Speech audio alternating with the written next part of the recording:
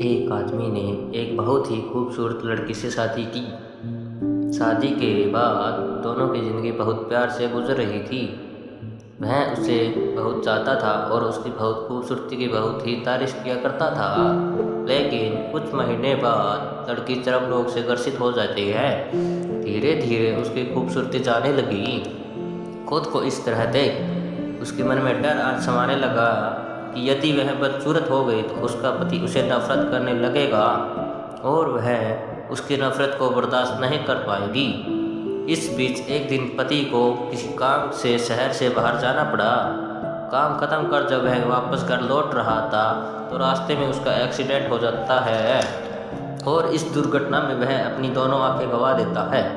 लेकिन इसके बावजूद भी उन दोनों की ज़िंदगी सामान्य तरीके से आगे बढ़ती रही।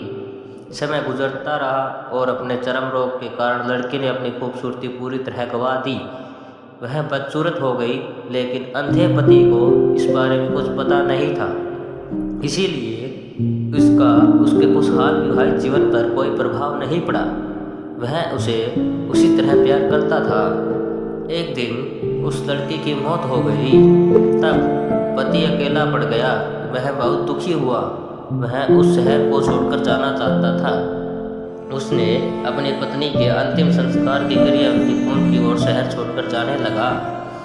तब पीछे से एक आदमी ने उसे पुकारा और पास आकर कहा, अब तुम बिना सहारे के अकेले कैसे चल पाओगे मेरे दोस्त?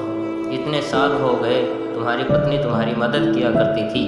तब पति ने जवाब दिया, दोस्त मैं अंधा नहीं हूँ, मैं बस अंधा होने का नाटक कर रहा था, क्योंकि यदि मेरी पत्नी को पता चल जाता कि मैं उसकी बदसूरती देख सकता हूँ तो वह उसे उसके रोग से ज़्यादा दर्द देता।